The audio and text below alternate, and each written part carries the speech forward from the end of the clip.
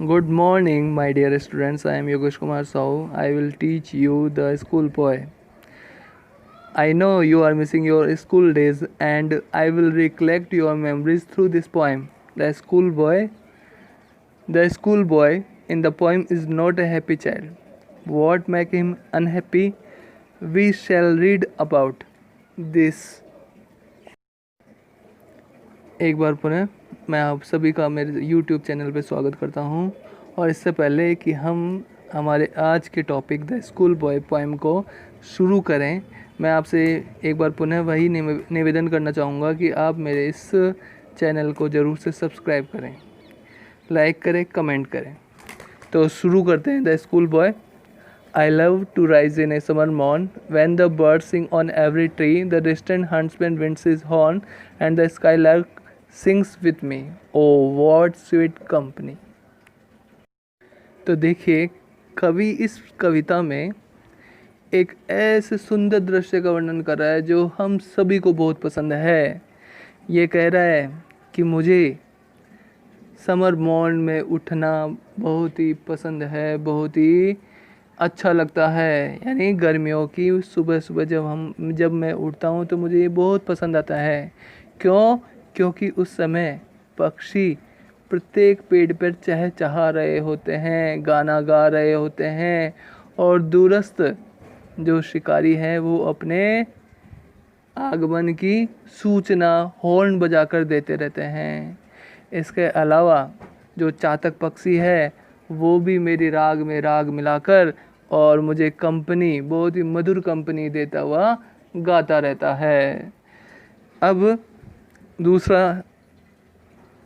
Stanza है, but to go to school in a summer morn, O it drives all joy away under a cruel eye outworn, the little ones spend the day in sighing and dismay. अब इस stanza में कवि कह रहा है, लेकिन उसी summer mourn में यानी उसी गर्मी की सुबह जब स्कूल जाने की बारी आती है तो ये मेरे सारे आनंद को भगा देता है और मुझे उस सख्त निगाहों में रहना पड़ता है।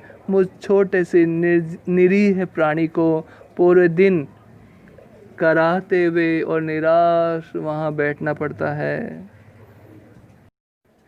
तो कवि यहाँ पर सख्त निगाहों का वर्णन के द्वारा टीचर को संबोधित कर रहा है। आप सभी को टीचर मुझे पता है कि पसंद नहीं होंगे, लेकिन वास्तव में वो हमारे भले के लिए ही होते हैं।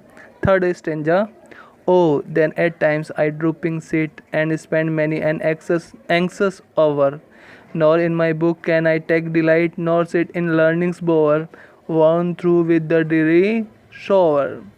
ओ, अब क्या कहते हैं, अब मैं वहाँ पर बोझिल सा होता हुआ, निराश सा होता हुआ, मेरे जो चिंतित कई घंटे बिताता हूँ। यानी मैं ये कामना करता रहता हूँ कि जल्दी से मेरी स्कूल समाप्त हो और मैं वहाँ से निकलूँ। न तो मुझे पुस्तकें ही आनंद दे पाती हैं, न ही वो स्कूल मुझे आनंद दे पाती है, और मैं पूर्णतः निराशा में सराबोर अपने आप को कई घंटों तक पाता हूँ। यानी मैं अपने स्कूल को पसंद नहीं कर पाता हूँ, मुझे मेरी स्कूल बिल्कुल भी अच्छी नहीं लगती है और मैं वहाँ यही इंतज़ार करता रहता हूँ कि कब स्कूल का समय पूरा हो और मैं वहाँ से निकलूँ।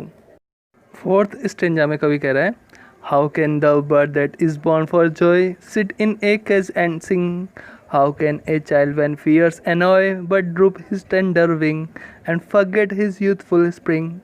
कवि यहाँ पर अपनी तुलना एक पक्षी की तरह कर रहा है, एक पक्षी से कर रहा है कि एक ऐसा पक्षी जिसका जन्म आनंद के लिए हुआ है, वो कैसे पिंजरे में कैद होकर गाना गा सकता है। कहने का अर्थ है कि यदि वो पिंजरे में कैद हो जाएगा तो किस प्रकार से अपना आनंद ले पाएगा, अपना आनंद में जीवन जी पाएगा। और आगे कह रहा है, उसी प्रकार से एक बालक को भी आप पिंजरे में कैद कर दोगे तो वो किस प्रकार से अपने कोमल कोमल पंखों को फैला पाएगा, किस प्रकार से वो अपने नौजवान, अपने अच्छे वसंत काल को देख पाएगा, अपने वसंत काल को जी पाएगा। कहने का मतलब है कि यहाँ पर कवि अपने स्कूल के बारे में वर्णन कर रहा है कि उसे वह स्कूल कैद की भांति लगती है, जेल की भांति लगती है। अब कवि आगे कह रहे हैं, O father and mother if birds are napped and blossoms blown away, and if the tender plants are stripped of their joy in the springing day by sorrow and care's dismay।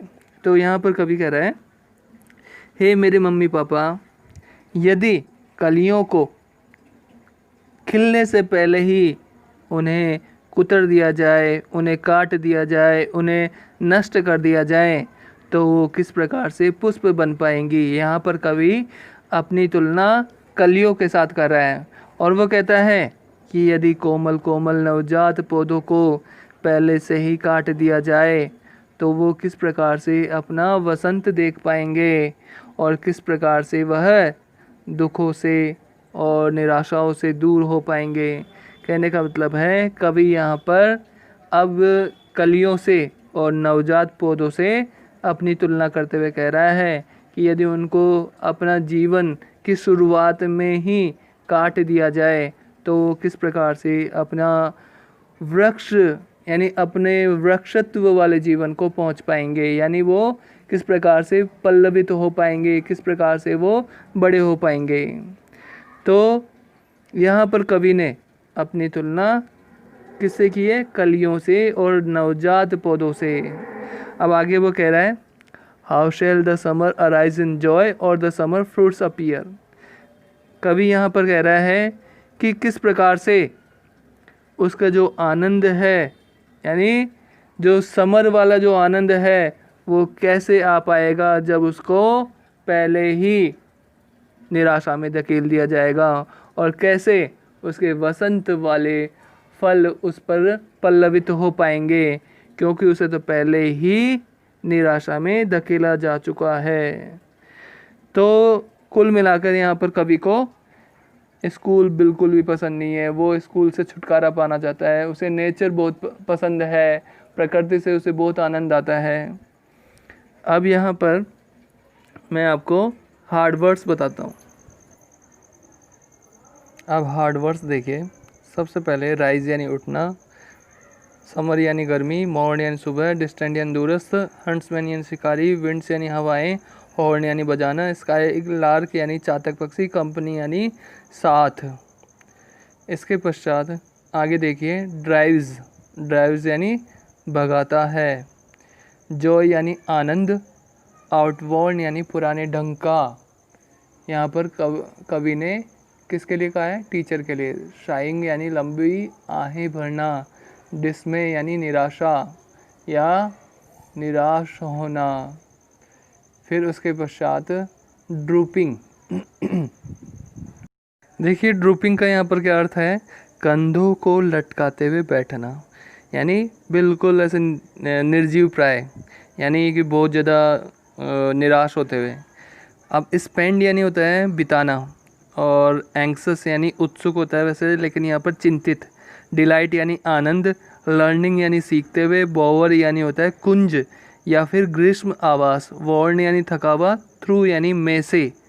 अब है ड्रीरी यानी मंद या उदास होता है, शोवर यानी सराबोर या बारिश होना, बोर्न यानी जन्मा, केज यानी पिंजरा, और फियर्स यानी डरता है। तो अब मेरे को कंफर्म हो गया कि आपको इस पोएम में कोई भी समस्या अब नहीं आएगी, और इन सब वर्ड्स को, जब हार्ड वर्ड्स को आप याद कर लेंगे तो आपके लिए ये और भी ज़्यादा सरल हो जाएगी। अब आगे और देखते हैं। एनो यानी गुस्सा होना, ड्रूप यानी कुमलाना, आप जानते हैं ना जब पौधा कुमला जाता है। टेंडर यानी कोमल, विंग यानी पंख, फगेट यानी भूलना, और यूथफुल यानी तरुणाई या युवा अवस्था, और स्प्रिंग यानी आप जानते ही हैं वसंत।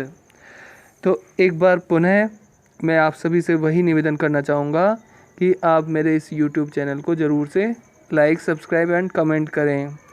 अब और देखते हैं। बर्ड्स यानी कलियाँ, निप्ड यानी काट दिया या जल्दी किया, ब्लॉसम्स यानी खिलता है, ब्लो अवे यानी चला जाता है, टेंडर प्लांट्स यानी नवजात पौधा, स्ट्राइप्ड यानी नग्न किया, स्प्रिंगिंग यानी एकाएक निकलना। और आगे देखते हैं, सोरो यानी दुख, केयर्स यानी परवाह करते हैं, अराइज यानी उठना और अपीयर यानी प्रकट होना। इस प्रकार से आपके जो हार्ड वर्ड्स हैं, आपके लिए अब हार्ड वर्ड्स नहीं रह गए हैं, बल्कि आपको बहुत ही सिंपल हो गए हैं। तो मेरा एक बार पुनः आपसे बार बार वही निवेदन कि आप इस YouTube चैनल को ज़रूर से सब्सक्राइब करें, लाइक करें, कमेंट करें। धन्यवाद। Thank you.